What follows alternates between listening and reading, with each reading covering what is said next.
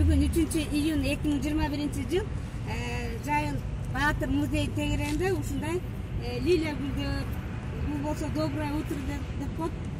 Мынакей азыр гүлдөп атат, уже түштө жабылып калат. Анан бул жерде дагы гвоздика гүлдөр бар, гүл кайыр тип койгон өсүп атат. Анан бул жерде чөптөрүбүздү дагы даярдап, булардын баарын тигил жака көчүрөбүз.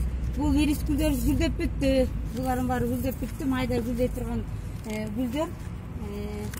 Анан бул дагы күзүндө гүлдөйт гүлдөр болсо.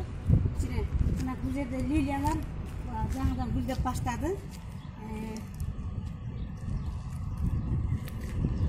Бул жерде дагы ирис гүлдөр гүлдөп бүттү.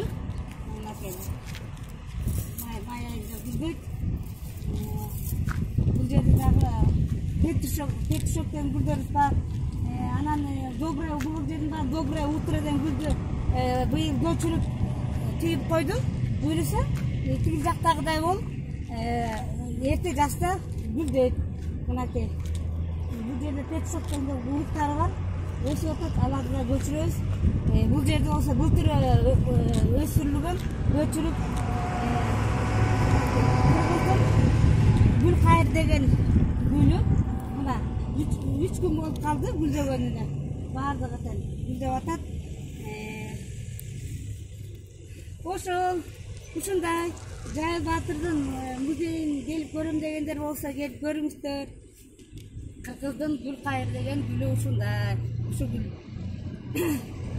Бул жерден коргол болгондон кийин малдар да кирип кетип атат.